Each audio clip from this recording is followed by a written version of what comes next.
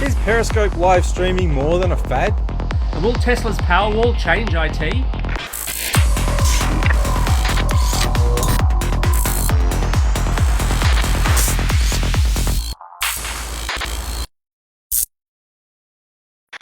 Welcome to Vertical Hold, the tech show where we channel surf through the headlines in search of the big picture.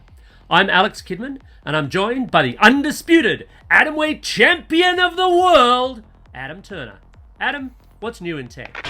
The promise of a lifetime Netflix subscription sounds too good to be true, because it is. Scammers have started targeting Australians with such deals, offering lifetime subscription deals that are usually backed by either stolen account details or credit card fraud. Microsoft's come out swinging against iOS and Android, announcing a pair of initiatives that will make it easier for developers to port their mobile apps across to the Windows Phone platform. It's not quite time to start cheering and switching camps though, because you will still need to re-buy those applications that are ported this way. The Australian Communications and Media Authority is cracking down on the use of illegal mobile phone signal boosters. The illegal boosters sell a hell of a lot cheaper than the legit boosters available from your telco, but they're also known to interfere with nearby mobile phone networks and other wireless gear. Gaming giant EA has fallen afoul of the ACCC in relation to language used around refunds for its Origin digital gaming service. EA has admitted that it was in the wrong and set up an email and phone line that you can call if you think you're applicable for a refund, because even when you're EA, you can't contravene Australian consumer law. So, Alex, there's talk of Apple and Android apps on Windows devices. Now, obviously you're not going to just be able to open the iTunes Store or Google Play and install them straight on your device. What's this all about? Okay, so this is a move from Microsoft to make Windows Phone more appealing, partially to developers, but ultimately to end consumers. Because, right now you can have one of these, and it's not exactly that Microsoft's going to turn it into one of these, but close. The idea is that developers who've got an existing app that runs on the iOS or Android platform will be able to more easily port them across to Windows Phone. Now, for an end user, what that means is you're probably still going to have to buy that app again if it'll run all that well. There are some problems with this approach, I think. But it's not just as simple as me picking any app I like on my iPhone and saying, oh, I'm going to copy that across to my Windows Phone. It's for developers to port things across. Exactly, not for me yeah, to yeah. Run them on top. The It's developers not like have a to say, virtualization hey, thing. I'm interested in this running on Windows Phone or on Windows, because they're kind of going for this whole Windows Universal thing. Yeah. The developers have to say, right, well, I'm interested in doing that. Microsoft are making it easier for them to do that. Now, that's a really smart move. I can't really fault that per se.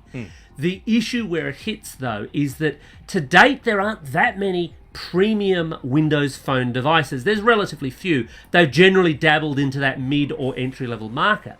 And what they've done there has been really good. I mean, they've actually made a lot out of a little, because they can be really heavily optimized because they've got so much control over the hardware. It's the same reason that iOS works as well as it does, because Apple's got so much control over the hardware. The difference, though, is that a low-end Windows Phone is a fair distance from an iPhone in terms of processing power. And the same for, something like a Galaxy S6 or something running the latest and greatest software. When you port that stuff over, is it going to run as well? I'm not quite convinced that it will. And I'm not entirely buying the idea that this will be some, magical drag your app over here and we will instantly make it work. Because apps themselves, even on iOS or Android, can be buggy as. So Adam, Meerkat and Periscope are the hot new thing, or are they just the flavour of the month? Now, I don't want to sound like an old man shouting, get off my lawn, but get off my lawn. Right? This is rubbish. This is like the worst stuff that I read was like that the Mayweather fight turned Periscope into the new Napster. This is ridiculous. A, these things are going to be fads, and B, no one's going to tune in to watch Game of Thrones or a title fight on these things. It's like peeping through a keyhole to have a look at something. Just to take the contrary position, from what's been reported, people were and people did. I'm sure a few people did for novelty value.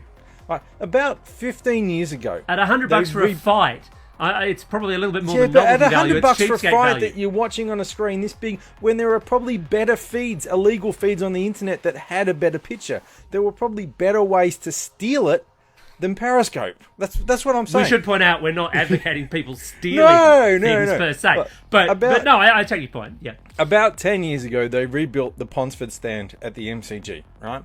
While the stand was torn down... This is a sports story, isn't it? Yes. Stay with me. It has a point. It's okay. While the stand was torn down, you could go out to the footbridge that goes over the train line to the tennis centre, stand on the bridge and see into the stadium and actually see the centre pitch. So when I was there for the Boxing Day test, there were people standing outside the ground on the other side of the path, up on the bridge with their binoculars and their headphones, watching the cricket for free. Right? Because they didn't want to pay to come in. Get a life. Now, but this is the same thing. Like, what they were getting was worse probably than watching it on television at home, you know? Why bother? They were doing it just for the novelty value because you could. I was almost tempted to wander over there and do it for 10 minutes, just for the novelty of doing it. But why bother? In the long term, there's no way that these things are a threat to things like Game of Thrones and title fights. Okay, look, live streaming, at that level, BitTorrent, whatever. I think I agree with you. I think, though, that they do have some value in that. Whilst I don't think they're as innovative and edgy as they're presented to be, because frankly, there have been live streaming style applications for years and years now. But you wouldn't think so, judging from the coverage, though. But if this is the one that captures popular imagination that people latch onto, then so be it. There were social media ideas before Facebook and Twitter that did very, very similar things, but they're the ones that caught on. So maybe these are the ones that will catch on.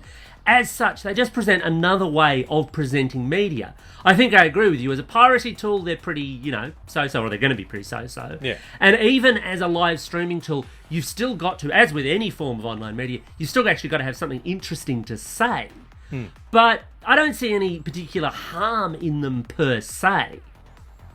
Oh, it's not so much harm. It's just that it annoys me when people carry on like there's some new exciting thing that's going to change the world. Chances are that you won't have heard, you'll never hear about this thing again in a couple of months. And it's not going to be what everyone claims it's going to be. It's just going to be another thing in the pile of crappy social media, crappy things.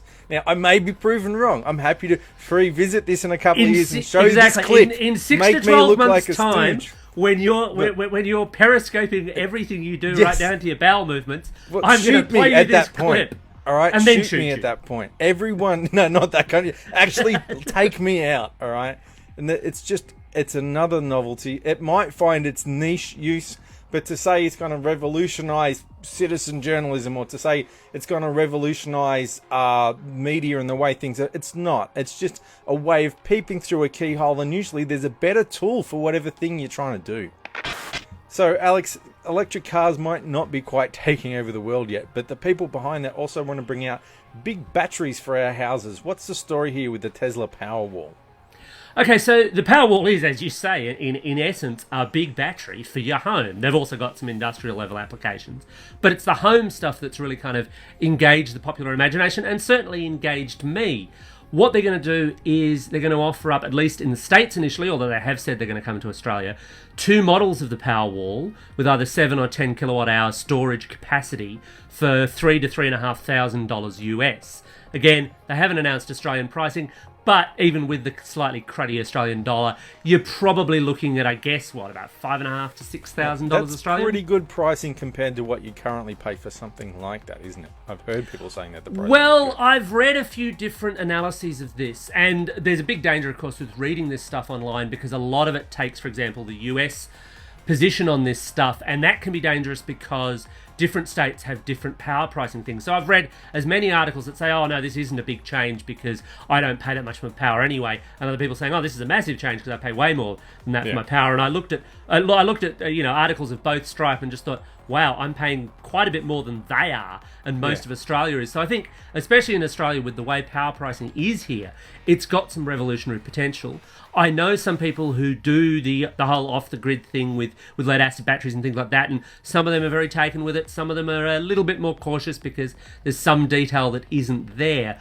But even just as a large-scale brand name push into this market, I think it's got a lot more potential to be disruptive, even more so than, as you said in your intro, electric cars. Tesla does those, of course. It's famous for them. But the issue is that they're still quite expensive vehicles. They're still quite high-end things. One of my neighbours down the road has one, and it's a beautiful car, and I don't really like cars except to get from A to B, but I'll admit, that thing is beautiful. But by God, it's expensive. This isn't by comparison. I've seen figures that suggest you could kit out an Australian home with panels and a Powerwall battery or two for around $15,000. It's not an exorbitant kind of price when you consider what people pay on their power bills right now. And it's not for totally living off the grid, though. It's kind of designed more for reducing your reliance on the grid. It sort of kicks in and then it falls back on the grid when it needs it. Depends on how heavily you want to invest in it. Yeah. The baseline system with a single Powerwall, as I understand it, is this idea of if you've got solar, you'll store your solar power rather than selling it back to the utility, because the utilities in Australia are quite resistant to this idea after they worked out that solar customers might not be their customers for very much longer. And this will, in fact, accelerate that process, if anything. But in theory, you could set up enough of these, and depending, of course, on your actual household power usage, you could set up enough of these that you ran completely off-grid. It's certainly feasible. How many people will do that in the first instance, I don't know. But the other thing that I saw is if you're paying on-peak and off-peak electricity times, that you can tell the battery when your power is the least and the most expensive.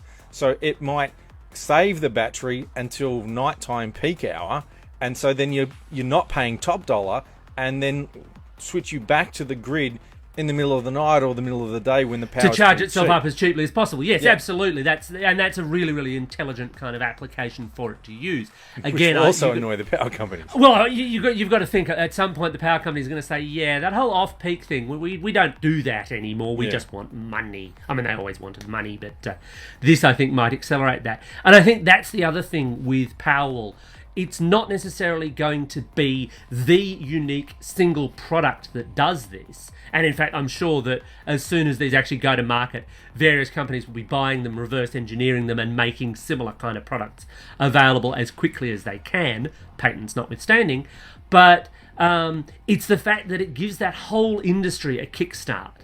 And I think that's especially important in Australia because wherever you sit on the climate change debate, and by the way, I'm sitting with science on this one, as most heretic splitter. But wherever you sit on that, Australia is woefully behind in this stuff. It amazes me that the most commonly cited country for having massive solar penetration is Germany.